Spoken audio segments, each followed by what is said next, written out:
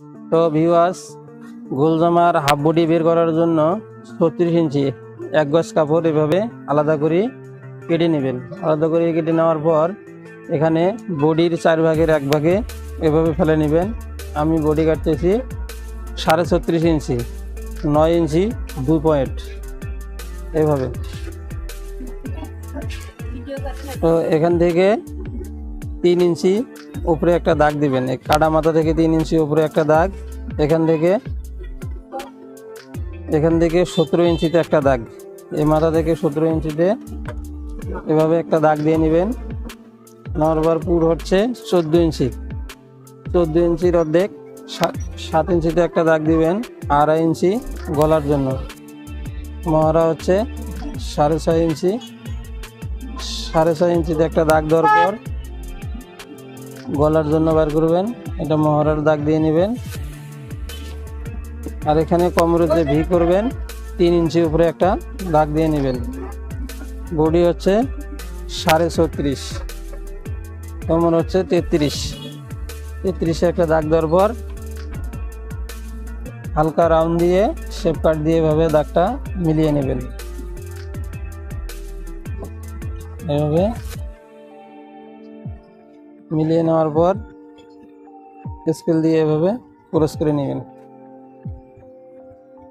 এখান থেকে গলা, এখান থেকে মহড়া। দেখেন আমি ভি করে নিলাম, এরপরে ফুট ডাইরেক্ট কেটে নিলাম। এখন আমি যে কোনো ডিজাইন করতে পারবো।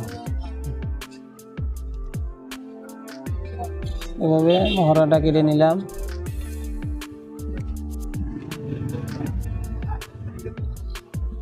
এভাবে বডিটা কেটে নেওয়ার পর একটা বডি হয়ে গেছে। এটা আপনার মহড়া, আপনি এখানে যে কোনো গলা ডিজাইন করে বানাতে পারবেন। তো ভিউয়ার্স, এর জন্য আবার বাকি যে কাপড়টা থাকবো এই কাপড়ের মধ্যে এরকম আর একটা পার্ট এভাবে সমান করে বিছিয়ে নেবেন। এক সমানে বিছিয়ে নেওয়ার পর ওই মাপে এটাও কেটে নেবেন। ঠিক আমি যেভাবে কাটতেছি আপনারাও ওইভাবে কাটিয়ে নেবেন।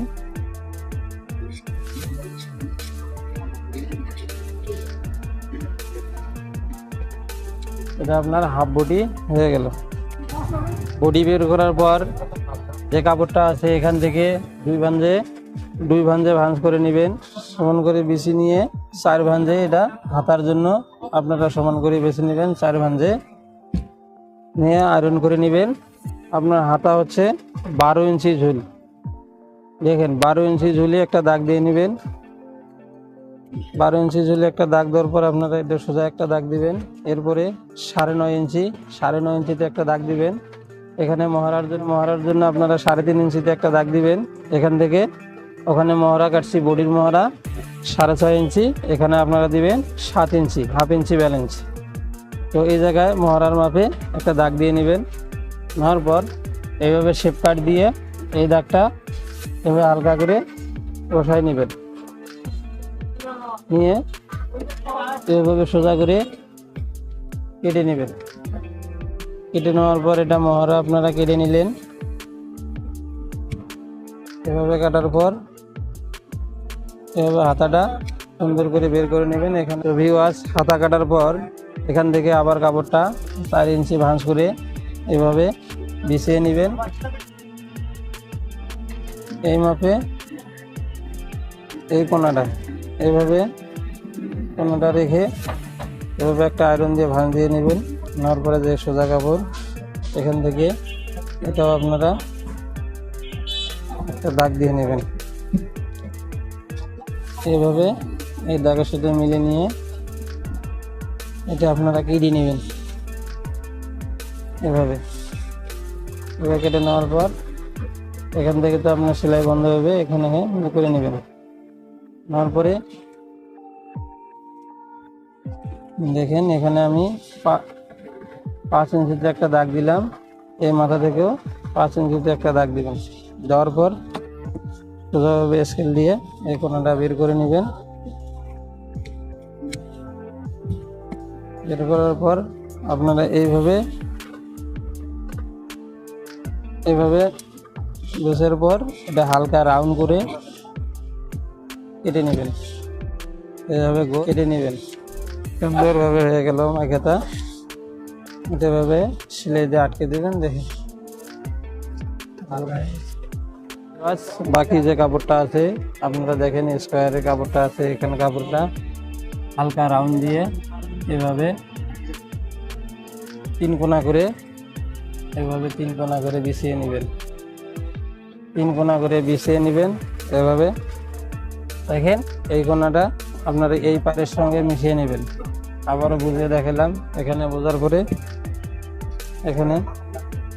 বোঝার পরে এমনি বডিটা এভাবে বিছিয়ে নেবেন।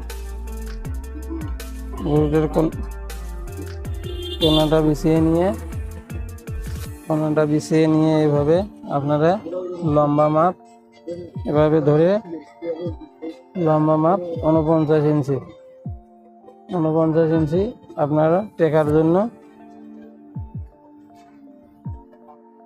49 ইঞ্চি টেকার জন্য এটা আপনার 49, আপনি 1.5 ইঞ্চি শিলের জন্য ব্যালেন্স রেখে এভাবে এটা ঘুরেন দিয়ে নেবেন। এভাবে আপনি ভিটা আগে কোমরের কেটে নেবেন। এভাবে কোমরের ভিটা কেটে নিয়ে এখানে কোমরের ভিটা কেটে নিয়ে এভাবে দেখেন আমি ভিটা কেটে নিয়ে এভাবে হালকা রাউন্ড করে নিচটা কেটে নেবেন। তো ভিউয়ার্স, এর জন্য দেখেন আমি এটা জোড়ার জন্য এভাবে সমান করে বিছিয়ে আমি জোড়াটা কেটে নিলাম। আপনারা ওইভাবে জোড়া কেটে নেবেন।